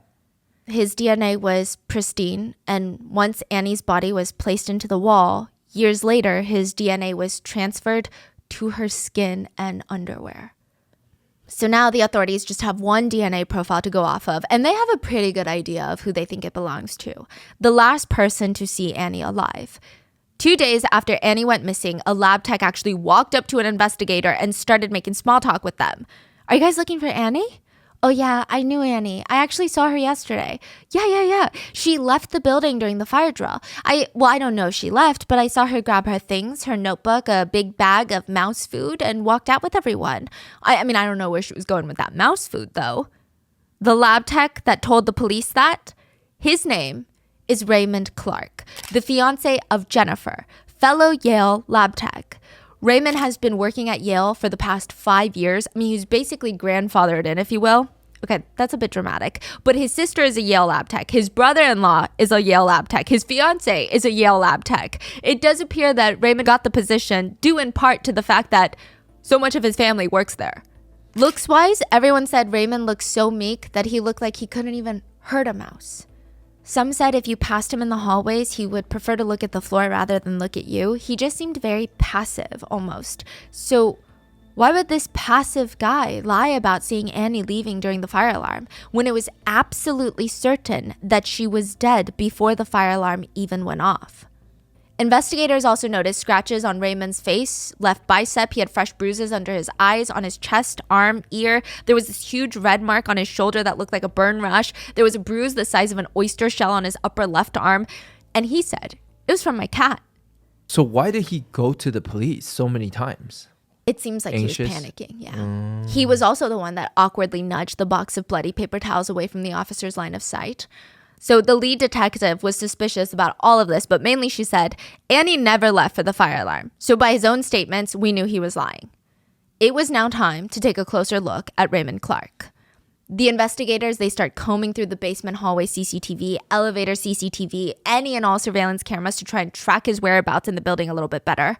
I got him right here. In the morning, he's seen on the camera walking in wearing blue scrubs. Well, I have him here and he's not wearing blue scrubs. He's wearing blue pants and a white long sleeve scrub top. No, well, I see him here on the CCTV footage and he's wearing jeans and a dark colored shirt. What is going on here? Why would a lab tech need to change so many times throughout the day? There was also footage of Raymond Clark leaving the building twice that day, once during the fire drill with everybody else, and the second time he walks to a nearby park, and the officers are actually able to trace him from the building to the park through all of the exterior CCTV cameras, from like nearby buildings, nearby street cameras, everything. And he sits down at the small park entrance steps. He pulls his knees up to his chest. He puts his hands up to his face, and it looks like he's about to have a panic attack. The detectives looked at the footage and they looked at each other and they looked at the footage, and a detective said, you know what that looks like? That looks like someone who's thinking, what did I just do? It was clear that Raymond Clark had something to hide. The key card system at YARC runs kind of like a hospital. So in order to get into most of the rooms inside the building, you have to swipe your key card to gain access. It helps secure the building, the research, the experiments being carried out in the labs. And to get into room G13, you need 3 ID swipes. 1 time to get into the building, 1 time to get into the basement, and then a 3rd time directly into G13. The IDs don't need to be swiped to exit, but still it's pretty trackable considering most rooms need it. So if you're in room J13 and, for example, you get carded into that room at 3:15, you leave at 3:30, there's no digital log. So either you're going to the restroom or you're key carding back in. Does that make sense? Right. Like you're either going to the restroom or you're leaving the building. If you're leaving the building, it's going to be caught on camera, or you're going to enter another room, which would need another key card swipe. You don't need a key card to exit any of the rooms. Correct. But it's still pretty trackable because once you exit the room, you have maybe 3 options. Yeah. A, leave the building entirely. You'd be caught on CCTV cameras. Yeah. B, walk to the restroom. Yeah. Okay, fine.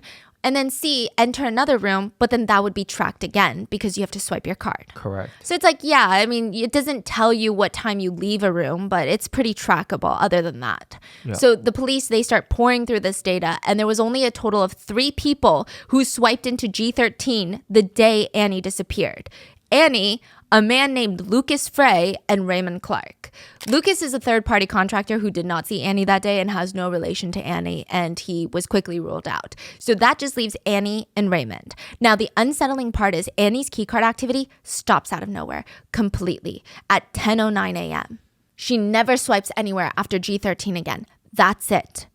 Now, Raymond, he swipes into G13 at 11:04 and stays there for approximately 46 minutes. And then between 10:40 and 3:45 on September 8th, the day Annie disappeared, Raymond goes in and out of room G13 and G22 a total of 55 times. What? G22 is the storage room where the bead, the sock, and all of that was found. Yeah. Now, and it's close by, you said? very close, like an 8-second walk.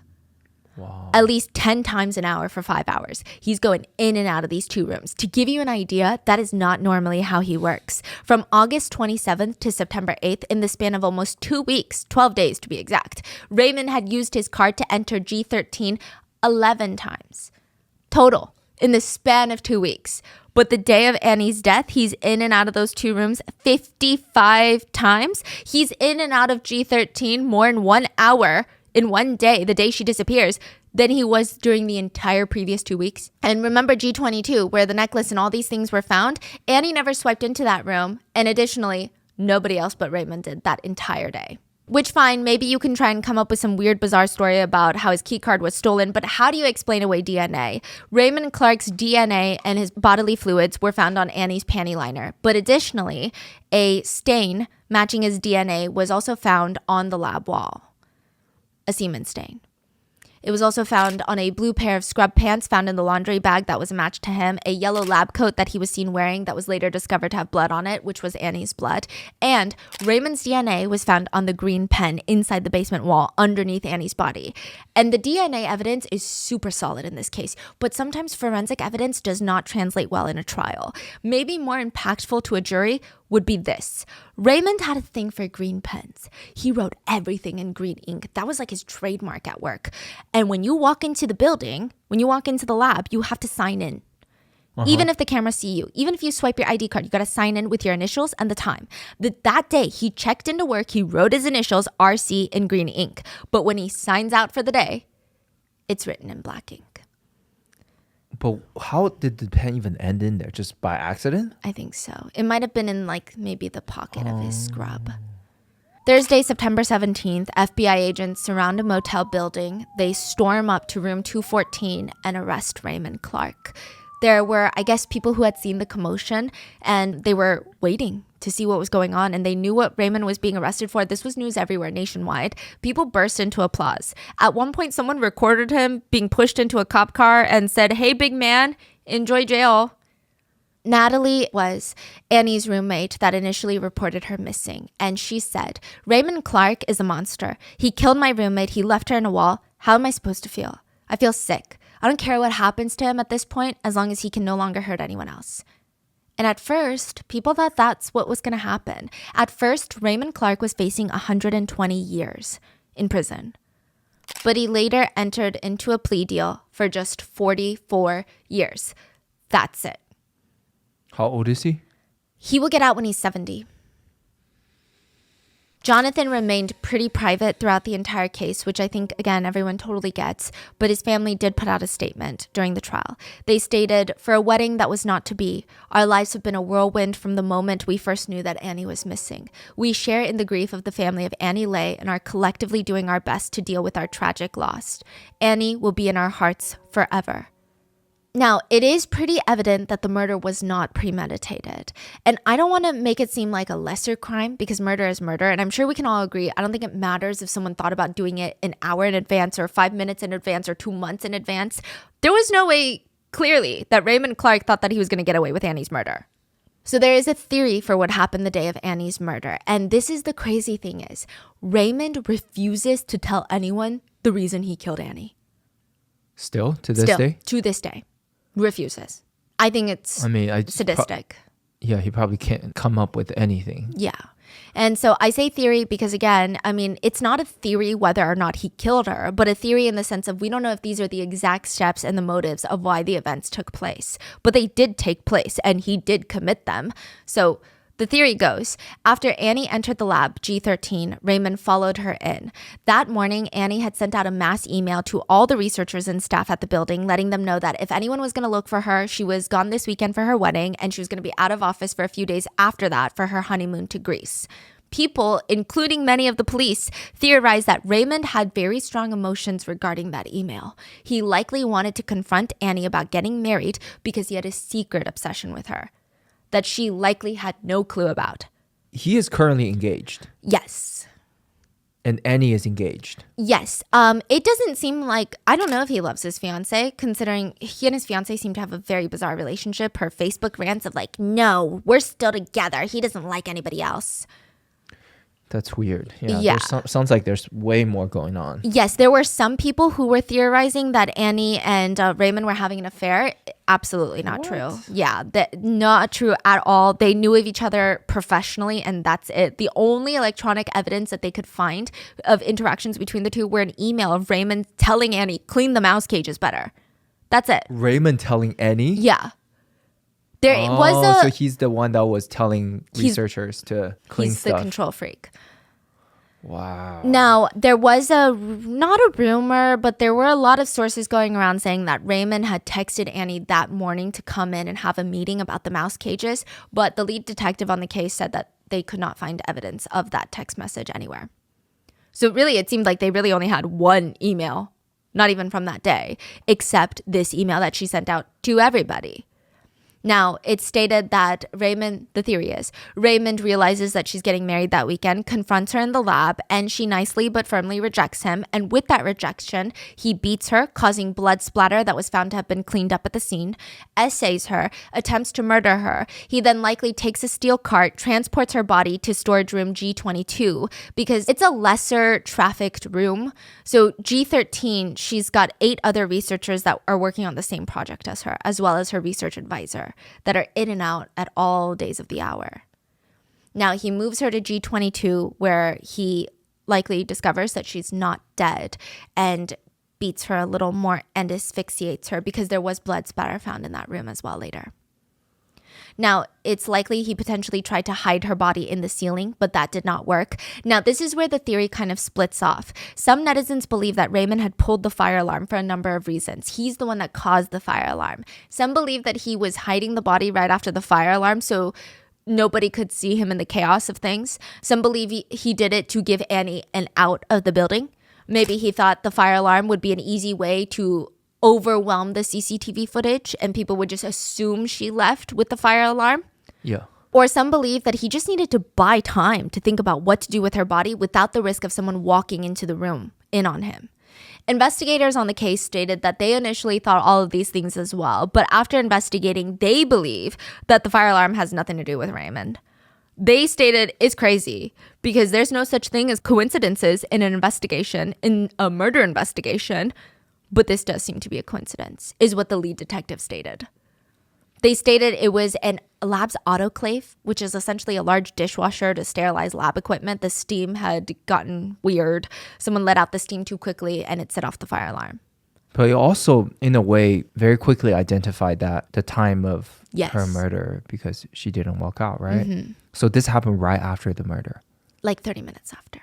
Wow. So, okay. Yeah. So regardless of the fire alarm, the two differing sides of the theory come back together, and it's believed that after the fire alarm, Raymond transports her body to the restroom and hides her in the basement wall. Now, that's kind of what investigators believe happened, but it still doesn't really answer why, I guess. The confusing part is, like you said, Raymond has a fiance, and there was no indication that he was stalking Annie, or at least not that we know of. They had no communication, really, except for that one email. That's it. Like, it's just kind of odd. So can it really be true that Raymond was obsessed with Annie? Some criminologists point to something called inner obsession, which is when someone is obsessed with another person and has a whole idea of their relationship in their heads, but they do not show any outward signs of obsession. No endless text messages, no calls. They say that this is actually a little bit more terrifying.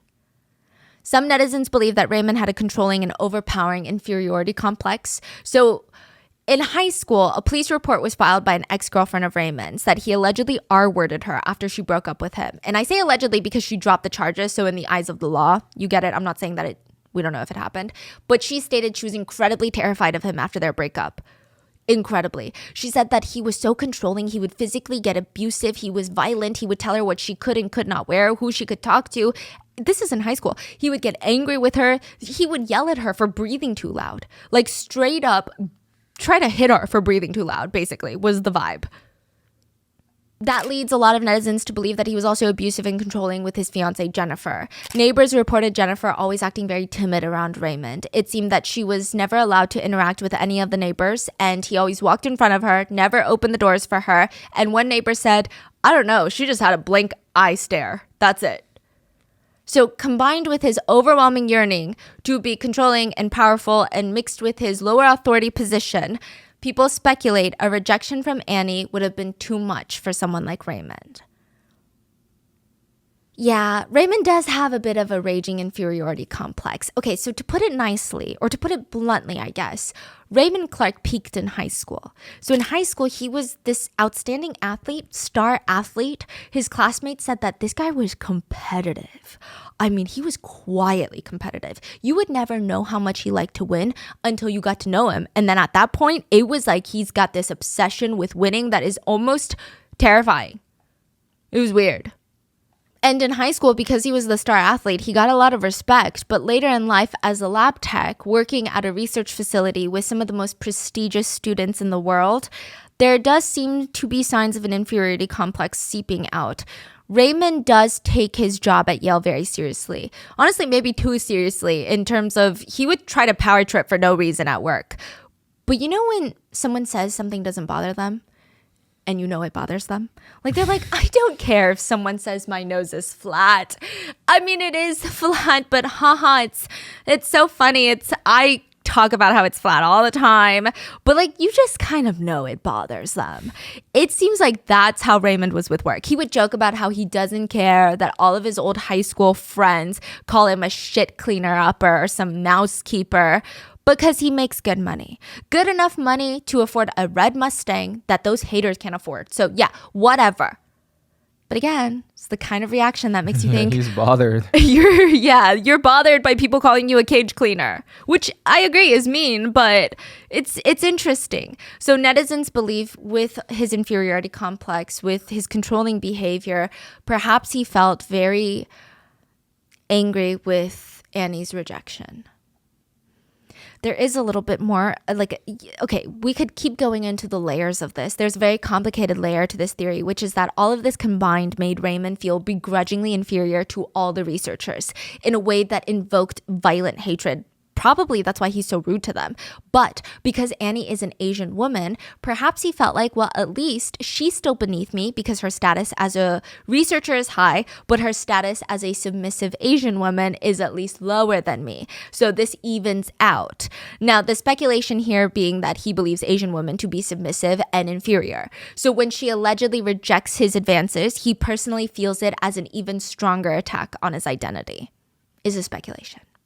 But these are all just speculations. He took a plea deal, and it appears that he has no intention of ever telling the truth of why he did what he did. Now, I think the New Haven police chief put it best. The only person that truly, really knows the motive of this crime is the suspect. What made him do what he did, we may never know. In court, one of Annie's brothers gave an impact statement, and he said, "This year I'm a freshman in high school, the same high school where my sister went. Although my pain is still raw, I will honor my sister's memory in a more meaningful way than letting my life slip away in sorrow and confusion, anger and frustration. There's a tree and a plaque in remembrance of my sister at my school, and sometimes I find myself absent-mindedly standing in front of it, wondering what life would be like for my sister if this horrifying tragedy hadn't occurred. She'd be married, doing what she loves most and living her dreams. I miss my sister. I miss the phone calls I used to get from my sister on my birthday. I miss the frequent packages of goodies that my sister would send all of us with a simple note saying, 'Hi, little buddies. I miss you guys.' I miss my sister's loud, booming voice when she gets excited. And I wish she were still here to share my new journey of high school. And most of all, I miss having my sister in my life. I believe to fully reach acceptance and to find peace for myself again, I would have to forgive Raymond Clark for his sinister actions, even though I still cannot believe that someone could kill a person and not be fairly punished for the crime that he committed. I'm not very clear on how the proposed sentence is, and I don't know much about the sentencing process, but I do believe that no matter how long Raymond Clark is to be in prison, the pain, the destruction, the turmoil that he has inflicted upon me and my entire family will never go away. There will never be closure for me because my sister is gone.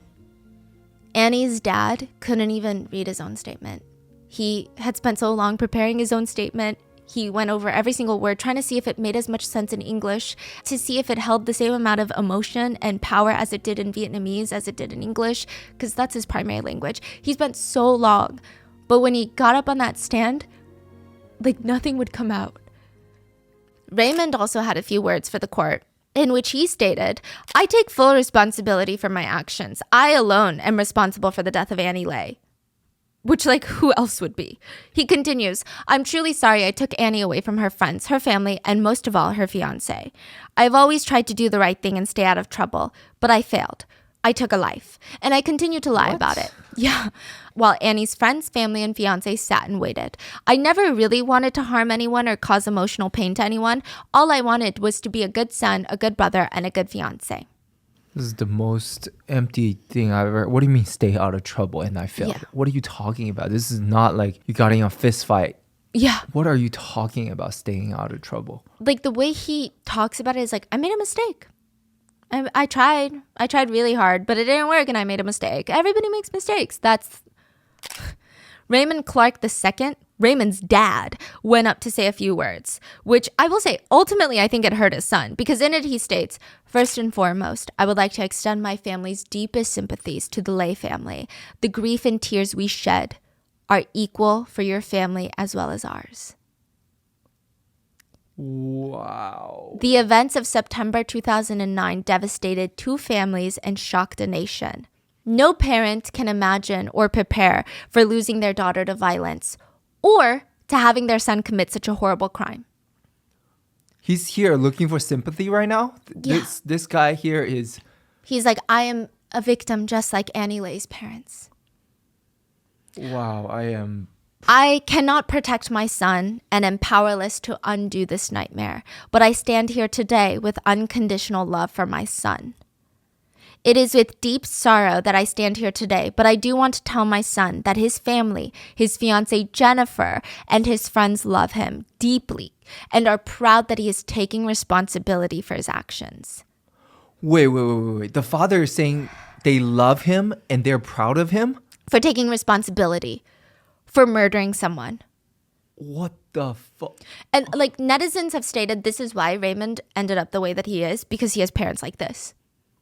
What do you mean you're proud of your son? I don't even... Wow. There's a quote I think sums up this whole dumpster fire of a statement. It goes, "A proud man is always looking down on things and people. And of course, as long as you're looking down, you cannot see something that is above you. And Annie Lay will always, till the end of time, be above Raymond Clark III and Raymond Clark II, his dad." The Sterling Memorial Library at Yale is right at the center of campus. It's one of the largest libraries in the world. It's beautiful. It's Gothic Revival style. It looks like a cathedral. There were hundreds of candles set up by students up and down the steps leading up to it, under the massive oak trees and the benches where Annie would spend a lot of her time. Thousands of students showed up for the vigil.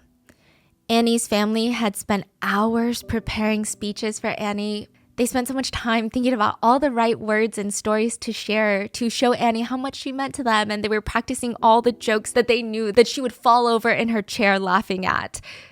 They were anticipating all the moments where they would look over at her in her beautiful wedding gown, and they would all lift their champagne glasses and everyone would cheer.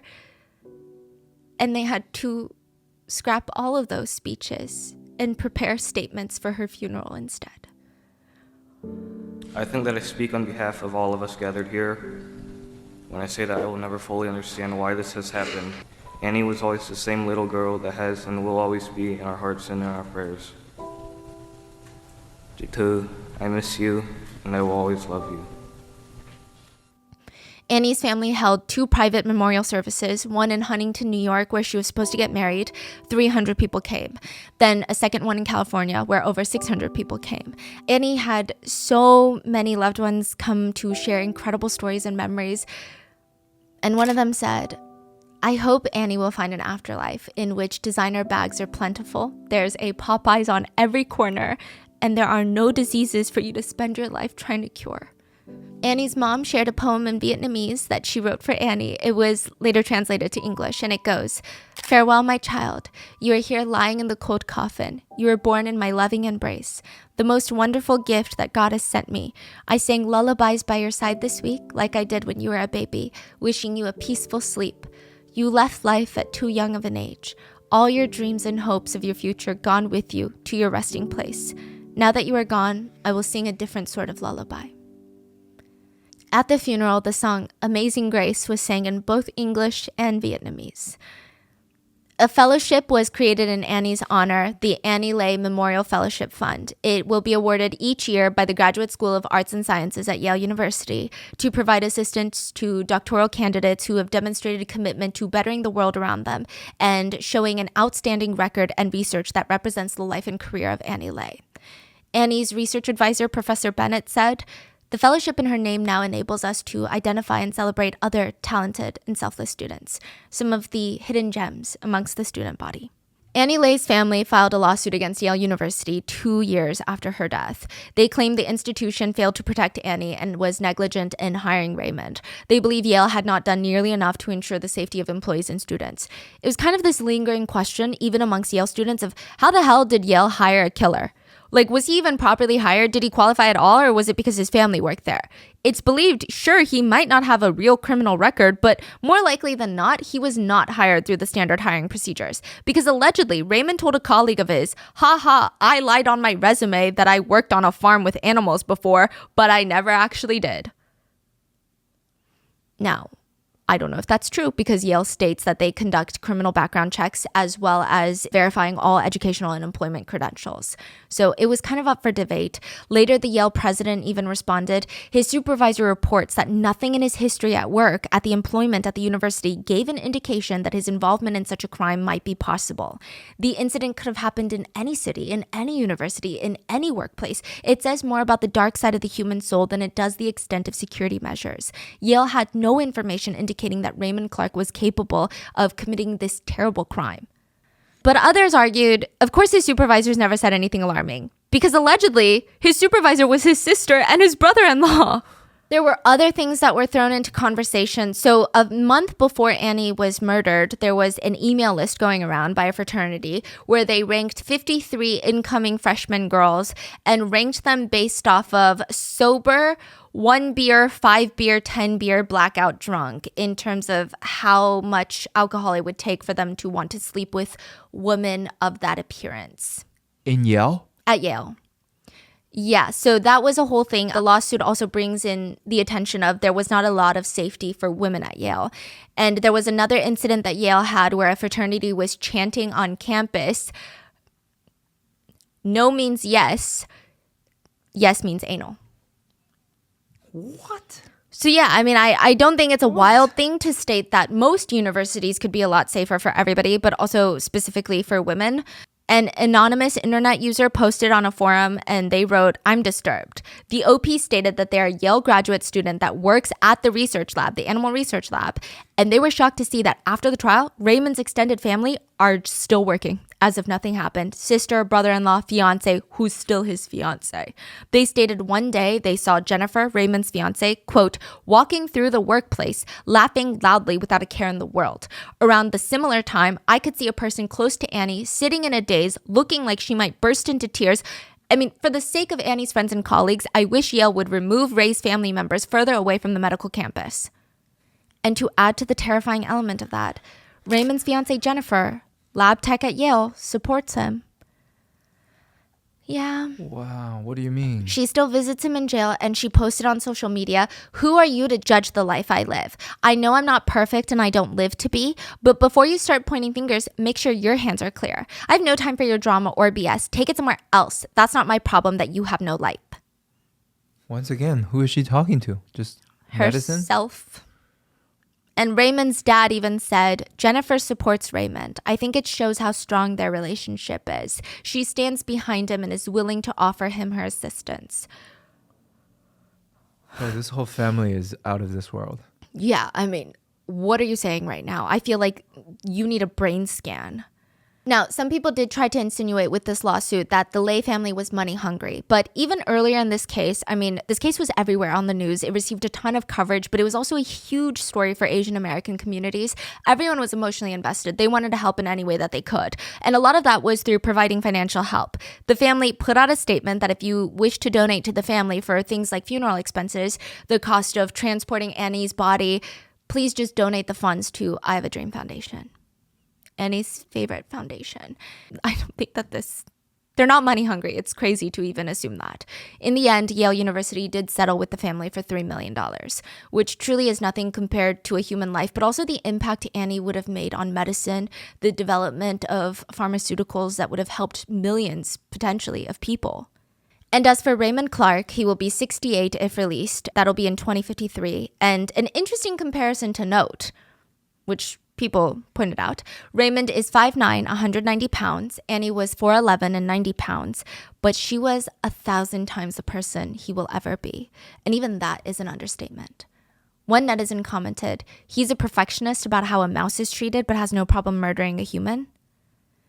Some netizens pointed out the parallels, the mice in cages that he tended to, and how he is now one of them. I mean, maybe even worse, because you could argue the mice in the research experiments were at least helpful in some capacity to medicine progress. Raymond, on the other hand, is not impacting society in a positive way. He's just a rat in a larger cage called prison, and he will be forgotten. And that is the case of Annie Lay. What are your thoughts? Please leave it in the comments and stay safe. I will see you guys on the next one. Bye.